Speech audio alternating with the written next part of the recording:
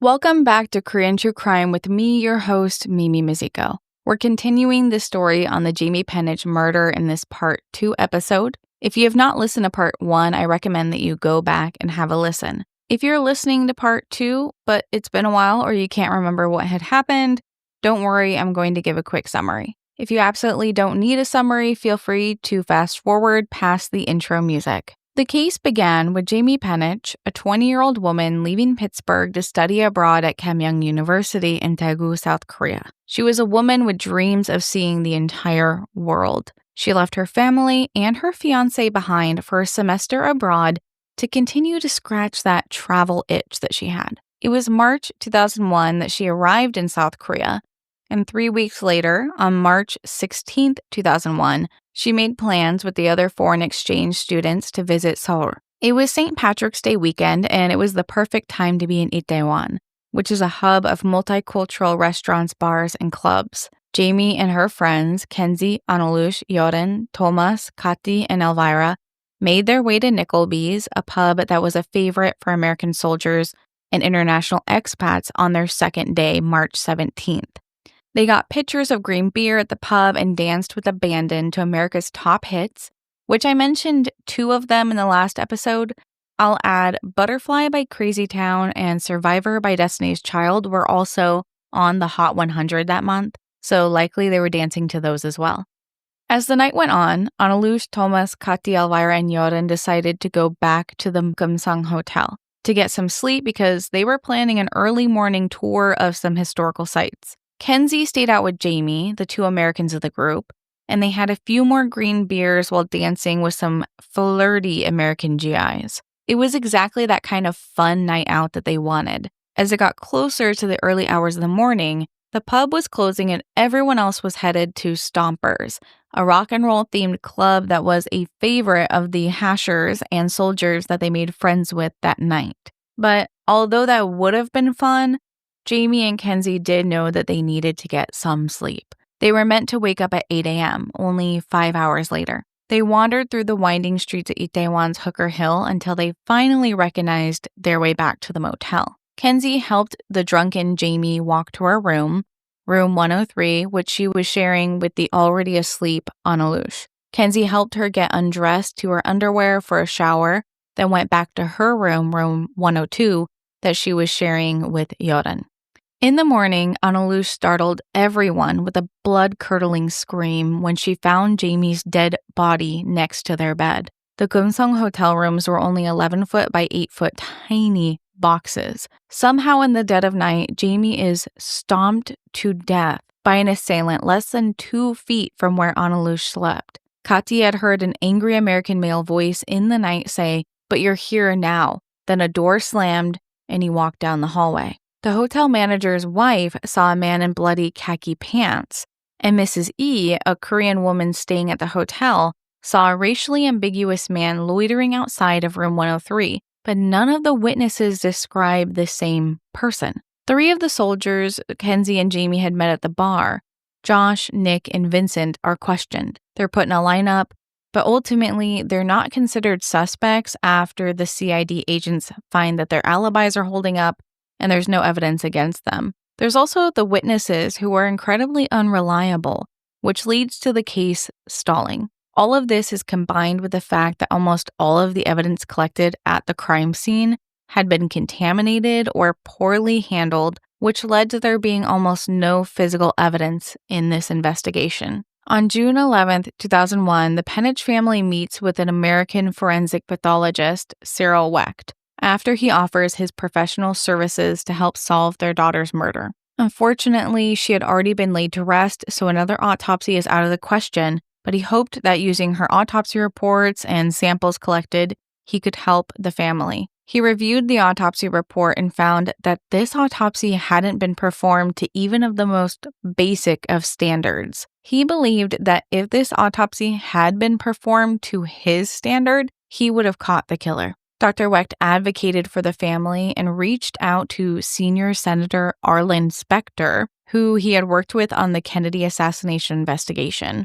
They were amicable, but they had differing opinions on it. Senator Specter was set to travel to South Korea as part of a congressional delegation with Senator Joe Biden. He asked President Kim Dae-jung to put more pressure on the investigators to reach a conclusion quickly. Once the authorities were told to stop dragging their feet by the president, the Army Criminal Investigation Division, the CID agents, assigned a new lead detective, Agent Mark Mansfield. Agent Mansfield was an odd choice for the lead detective position because he was a rookie without many cases under his belt, especially not an international murder case. So was their choice to assign a rookie to the case done to throw away the case? Or would Agent Mansfield be the one to solve it? That is where we left off in the previous episode, and after the intro, we will continue. As always, thank you to my patrons. You make this show possible. Find my sources for free on Patreon, chat with me and other listeners on Discord. All of my links are in the description. Warning: today's episode contains some discussions of physical assault and sexual intercourse. Listener discretion is advised.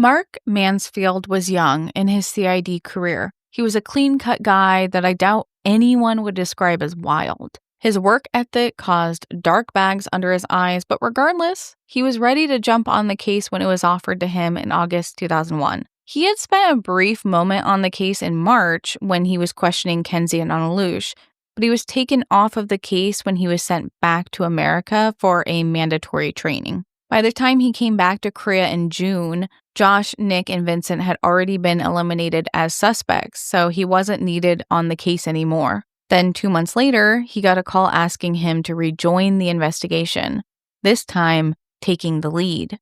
This was a huge moment in his career. He couldn't mess this up. A lot was riding on him making some kind of progress in the case and quickly. For weeks, he lived and breathed the case. He went over everything that was connected to it. He had all of the files collected and translated because he didn't speak Korean.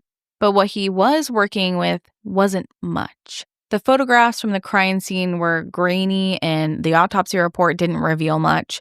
And the collected witness statements seemed to all contradict one another. He wondered if any of the people the witnesses saw were even related to the case at all. They were all describing someone new. Could this have truly been a random attack? Could it have been Analush? Or was it one of the soldiers Jamie was dancing with the night of the murder? He really couldn't wrap his head around a simple solution. By September 2001, 6 months after Jamie's murder, Agent Mansfield decided that he needs to speak with the exchange students. He starts with Analush, who was staying in room 103 with Jamie that night. She had told the police that she was an incredibly heavy sleeper and wouldn't have woken up from any amount of sound. The only times she woke up that night was when the light came in from the hallway and when someone touched her on the shoulder. She assumed both of these were Jamie coming back from the bar. She was asleep just 2 feet from where Jamie was brutally attacked. After the attacker left, Kati in the room next door heard Jamie pounding on the wall for help, but didn't know that was what she was hearing, so she didn't get help. If Kati had heard the stomping sounds, the man's voice, and the knocking on the wall, how did Analush not hear anything at all? Yet, she swore that she was a heavy sleeper. She didn't hear anything. The Korean police didn't buy this, though. They had questioned her with the CID agents, accusing her of hiding information. They thought maybe she was protecting the attacker, or maybe she had been threatened to stay silent. The Dutch consulate had to get involved at this point. They told her, after you give your statement, you're finished talking to the police. And she did. After telling the police what she knew, she left Korea to go back to the Netherlands. She had avoided anyone trying to contact her about the case. But Agent Mansfield had gone through her statement multiple times. He didn't doubt her story like the Korean authorities did because he was able to verify it. He reached out to some of the students who hadn't gone to Seoul that weekend, including Analush's roommate at Kamyang University. Her roommate told Agent Mansfield that, yes, Analush was the heaviest sleeper she had ever known. Each and every morning, her alarm clock would go off, but Analush would sleep right through it. It would go off until the entire dormitory floor could hear it beeping. Yet she'd be fast asleep in her room until her roommate shook her awake. It was likely, on top of her being a heavy sleeper, she was also passed out from a night of drinking. No noise was going to wake her up that night. Yet, still, she did wake up twice that evening, when the door opened because of the hallway light and then when someone touched her shoulder. She believed that this was Jamie coming back from the bar, but she couldn't be sure because she didn't open her eyes either time. On September 26, 2001, Agent Mansfield reached out to Analush not to interrogate her but to ask her about what had happened that day. One more time. He wasn't asking her about her involvement. He just wanted to know about another exchange student that they knew. And that exchange student was Michael Greco. We didn't talk about him in the first episode, but he is another American exchange student at Kamyang University who was there the same semester as Jamie. He remained at Kamyang University and continued to study there for the remainder of the year, however. When the Korean authorities collected Jamie's belongings at the crime scene, she had a name tag that the students used when going on field trips in her bag. She had her name tag as well as Michael Greco's. The police didn't think much of this because he was in Daegu at the time of the murder, and there was nothing to suggest that the name tag was put there recently. She could have had it for days or a week, for all they knew. But Agent Mansfield asked Analush in his communications with her if Michael was interested in Jamie. Were they dating? Did he like her? Did he have a temper? She said, as far as she knew, they weren't close. She agreed with what he had told the police, which was he had been with his host family early on Saturday and on Friday had dinner with them. He wanted to come to Seoul on Sunday, but she didn't know if he ended up trying to. Agent Mansfield wanted to follow up on this alibi. Michael Greco was an anthropology major from the University of Rhode Island and was still studying at Kamyang University when Mansfield reached out to him. From what Michael had told the officers in March, he was supposed to go to Seoul with the group that weekend, but he couldn't because his host family was making dinner for him and a friend. Daegu, where Kamyang is hours away from Seoul, and he had an alibi that placed him at the host family's dinner table that evening. If he had hopped on the speed train, he still wouldn't have arrived in time to murder Jamie. But if his host family's timeline wasn't exact, and he had left their home earlier than they believed, he might have been able to. Agent Mansfield reached out to a Korean-American CID agent, Agent Sung Ri, to act as a translator as they traveled throughout South Korea. After contacting Michael, they set up a meeting at Kamyang University to talk with him about the case. He wasn't formally a suspect at this point, so Michael was surprised when the two agents arrived with a Korean woman that didn't appear to be in law enforcement. The agents had brought Mrs. Park with them, the hotel manager's wife, and as soon as they arrived, she was whispering to Agent E. She told him, "I'm 99% sure this is him, the man with the bloody pants." Mrs. Park had seen a man outside of room 103 that night wearing blood-stained khaki pants. In Korea, there isn't a precedent for lineups to happen behind a one-way mirror with a variety of similar-looking people. They just brought Mrs. Park right to him to inspect him feet away. They let her walk around him, staring up close to his face as Michael just stood there silently, awkwardly. He didn't even know who she was as she was inspecting him. Then after a few minutes, that's when she told Agent E that Michael was the man she saw.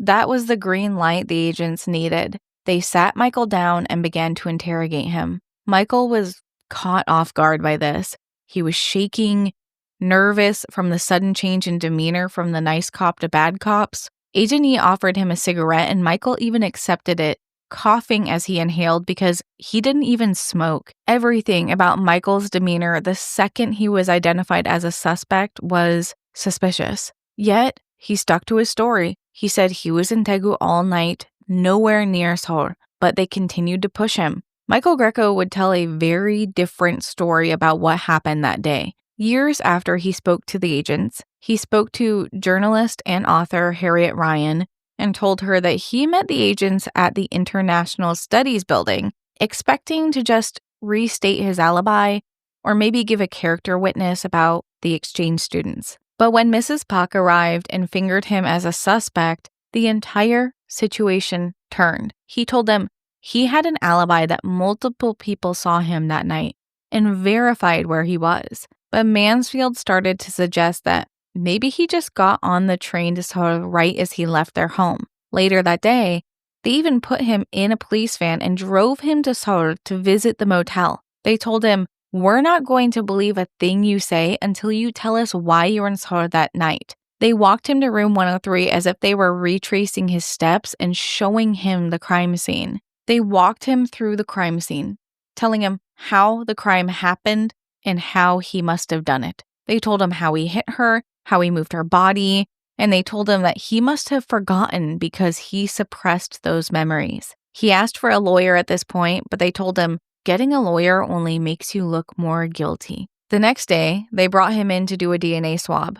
And he agreed because he knew this would eliminate him as a suspect. His DNA for sure was not at the crime scene. They gave him a polygraph test as well, which he failed multiple times. Deception was always detected. Agent Mansfield didn't want to celebrate yet, but he felt like he had found the guy. He just needed to find out why he did it. So they took him to a bar and started pouring shots of soju for him. He was only 19 at this point and was so stressed by the situation that he almost agreed to just nod along and agree that maybe he did go to Seoul just so they'd stop accusing him of so many things. Maybe if he just agreed, they'd ease up on him. He stepped outside for a second to call his dad, who snapped him out of the anxiety attack he was under. His dad told him, "Cops are not your buddies. They're trying to set you up." Michael realized his dad was right.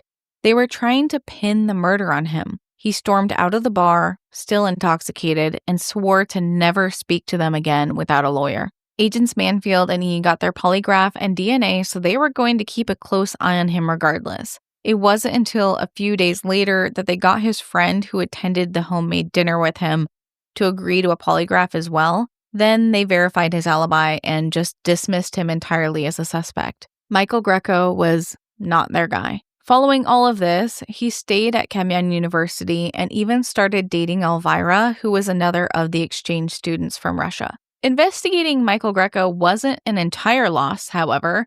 They did learn something from all of this. They learned that Mrs. Pak was an unreliable witness, and they couldn't trust anything she or her husband had told them. So 7 months following Jamie's murder, the investigation was back to square one. Agent Mansfield decided to follow up on a copy of the boot prints from the crime scene. He visited the Yongseong Police Department with Agent E and asked them about the copies of the boot prints he found in the files. The officers just laughed because the copies he had weren't from the crime scene. They had sent out officers all over Itaewon to popular shoe stores to take ink prints of boot treads to try to match them to the one at the crime scene. None of them matched. But they also didn't take prints from any of the exchange students or the soldiers' boots. He wondered, why don't you have prints of the boots of the soldiers or the exchange students? But they just hadn't thought of that. He wondered, if the exchange students hadn't been actually investigated, could it have been one of them? For 8 weeks, he started obsessing over their stories, and it always came back to one person, Kenzie Snyder. There were so many details that didn't add up. Agent Mansfield decided to revisit Kenzie's story. She was the last person to see Jamie alive after all, and something about her story just seemed off. Kenzie said she checked on Jamie again after going to bed, heard a faint yes from Jamie when asked if she was okay. But Yoren Kielman, who shared a room with Kenzie, had told the police that he woke up once in the night when Kenzie came back into bed. Kenzie was a tall, medium-built woman who had to climb over him and then pull the blankets down to get under them because he was already asleep on the side of the bed, not against the wall. He said he only woke up once, but if her getting into bed woke him up, then wouldn't he have woken up the other 2 times when she got into bed, out of bed, and then back into bed later? But he said he only felt her get into bed once. Agent Mansfield and E decided to test out her story. They went to room 103, which the landlord made them rent to view, and they stood in the bathroom with the shower running. Agent E shouted from the hallway, but Mansfield couldn't hear anything. He shouted back, but Agent E couldn't hear anything from the hallway either. They had to really scream to hear one another. And if Kenzie had been screaming into the room at Jamie, someone would have heard it. So did this really happen? The more he tried to act out Kenzie's statement, the more inaccuracies he found. Kenzie told the Korean authorities that she'd helped Jamie out of her shirt and pants, then left Jamie in her underwear to get into the shower. But looking at crime scene photos, that didn't happen. Her underwear were inside of her jeans. Like when you pull your pants off to use the toilet, your underwear tucked in your jeans. Kenzie might have saved Jamie's privacy to not mention she had helped her get fully nude, but no. Kenzie said only her shirt and pants. Her bra was also under the jeans, meaning she started with the shirt, then the bra, then pants with underwear in one motion. Jamie hadn't taken off her shirt and pants and then waited for Kenzie to leave to take off her underwear, and there was evidence to prove it. There were also some changes to her story. First, she said they left the bar at 2 a.m., then 3:15 a.m., then 3:30 a.m. Bartenders at Nickelby's said that the place was cleared out by 3 a.m. They saw the girls leave between 1:30 and 2 a.m. The motel isn't a long walk away, so what happened in that missing time? Had they actually gotten to the hotel earlier? The attack was believed to have happened between 3:30 a.m. and 4:30 a.m., which fits the timeline that the Korean woman, Mrs. E, saw a man lingering outside of the room. Then there's the shower. Kenzie swore she turned the water on for Jamie and then heard her get into the shower as she left. But when the police arrived at the scene, the tub was completely dry. Even the plastic bag at the foot of the tub was dry. It's possible it all evaporated in the dry March air, but Agent Mansfield decided to put it to the test. He ran the water in the shower for a few minutes, then waited 6.5 hours to see. When he came back, the shower was still very wet. Jamie's hair was also wet in the photos, but it was wet from blood, not from water. I want to know, however, that he tested the evaporation time in September, which is a very hot, muggy, humid month, usually with heavy rain. March is cold and can be mercilessly dry in Korea. I slathered on lotions in the winter months to prevent my skin from cracking. February and March are unforgivingly dry, so the evaporation time of the shower water is probably different in those 2 months. So this anecdotal test that he didn't seem the most scientific to me. While Agent Mansfield was piecing the case against Kenzie, Kenzie was back in St. Cloud, Minnesota, trying to hold it together. She was staying with her older brothers in her mother's house, but her mom was still teaching in Thailand. Kenzie was not doing well. She was suffering from paranoia and nightmares, and she just kept replaying that night in her head over and over. She blamed herself. If I had stayed with her, maybe she would still be alive. It was tearing her apart. She left the study abroad program early, which threw off her education plans and her scholarships, but her school understood why she came back so early. A month after coming back, she was able to fly to the Netherlands to see Anneloes and Joren, who really helped her vent the emotions she was holding in. Anneloes knew more than anyone the pain that Kenzie was going through. When she got back to Minnesota, she didn't bother unpacking. She was so used to moving every year as being a military brat that she didn't plan on staying here very long. The only thing she could do was try to stay informed about the case. It wasn't the most helpful thing to keep her mind off of it, but she had hope that they would find the killer. In May 2001, prior to Mansfield being assigned to the case, Kenzie spoke to Stars and Stripes, which is an independent military news agency. She told them she vaguely recalled meeting a man named Clint that night, but parts of her memory were so faded and clouded from drinking. She was trying to remember anything she possibly could to help. Jamie's family, especially her fiancé Jeff, kept in touch with Kenzie. In late May, Jeff shared an email from Patty, Jamie's mother.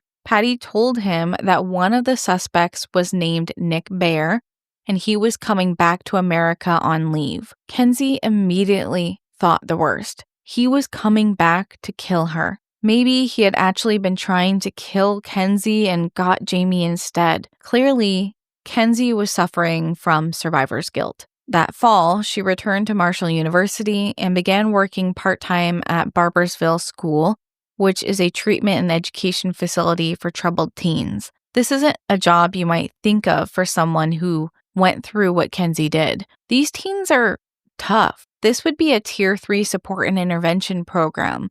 This would be a very demanding and draining job to have. But Kenzie was always kind and bubbly, like she was known for being. It didn't matter how many expletives were thrown at her, or punches. Her boss said she truly had a gift for teaching. She was incredibly patient with others. She never once lost her temper, which, as someone who has been in education for 7 years now, sometimes that anger just builds right on up and you have to drive to Dutch Bros and get a large iced caramelizer with soft top just to calm down. That's my go-to, or spending hours losing as a survivor in Dead by Daylight. I know all too well that the stress sometimes gets to you, but not Kenzie. Kenzie was managing her emotions very well. This is when Kenzie felt her life was finally going back to normal, just for a moment. Then Mansfield started investigating her. Agent Mansfield at this time was trying to find a motive. Why would Kenzie try to kill Jamie? He had a wild theory. Kenzie was a lesbian. Maybe they were romantically involved and something in her snapped that night. It was a long shot, but he decided to investigate it anyways. He called in a new set of eyes on the case, a profiler from the Behavior Analysis Unit, Mark Safarik. Agent Safarik dug into the case and flagged some things for Mansfield. Most killers use their hands. Strangling, hitting, maybe a few kicks, he said. Stomping is different. Stomping is just not the weapon of choice for most killers because when a killer is in close proximity, they usually use their hands to strangle the person. Sometimes they kick, but stomping on someone's face until their jaw is broken twice and they're dead is a sign of an incredibly angry person. The attacker was furious when attacking Jamie, but didn't bring a weapon, so it wasn't pre-planned. He thought maybe the killer didn't suffocate her because they weren't strong enough. None of this indicated whether it was a male or female attacker, but this didn't seem like a woman had done it because, according to Safarik, statistics lean towards men for something this brutal. It just wasn't typical in cases involving a female killer for the attack to be so angry. There also wasn't any reason Kenzie wouldn't be capable of this, though. Kenzie was larger than Jamie because Jamie was quite a small person. Then there was the jacket placed over Jamie's face. Agent Safarik said that criminals want to succeed in their crimes. They want to get away with their crime, typically. Rarely does guilt make them want to get caught. They usually will go out of their way to create distance between themselves and the crime scene, such as hiding the body, removing evidence, or cleaning up something. That wasn't done in this case. The jacket placed over her face wasn't to hide her. It was to hide her from the killer. Safarik called this type of hiding the victim's face a need-based action.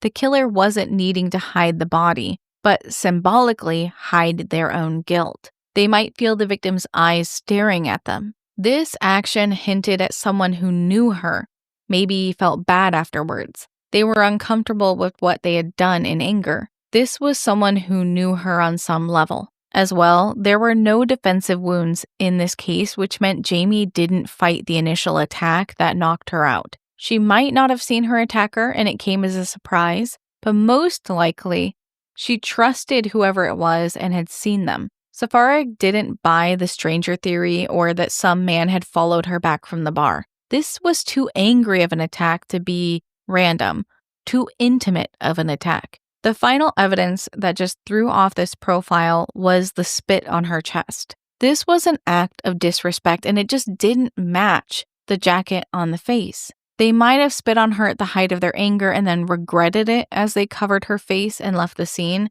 but Agent Safarik just said it really didn't match. When Agent Safarik listened to Mansfield's suspicions of Kenzie, he agreed, "You might be onto something." However, he disagreed that this might have been Kenzie coming on to Jamie and being rejected. If Jamie had been uncomfortable prior to the attack, as the attack happened, she would have been on alert and had some form of defensive wound, like scratching the attacker, pushing them away, or kicking back. Now, the lack of defensive wounds to Safarik told them that there might have been sexual advances, but she likely was consenting, although inhibited by inebriation. This wasn't an angle that they would focus on, considering both Kenzie and Jamie were intoxicated the night prior, but it seemed like they were implying that Kenzie had taken advantage of Jamie in her drunkenness. Considering Kenzie was more sober than Jamie was, she had helped her walk to the motel even. In January 2002, it's now 10 months since Jamie's murder, and Mansfield is ready to bring in Kenzie. He, Agent E, and Agent Mark DeVitis, a polygraph expert and FBI agent,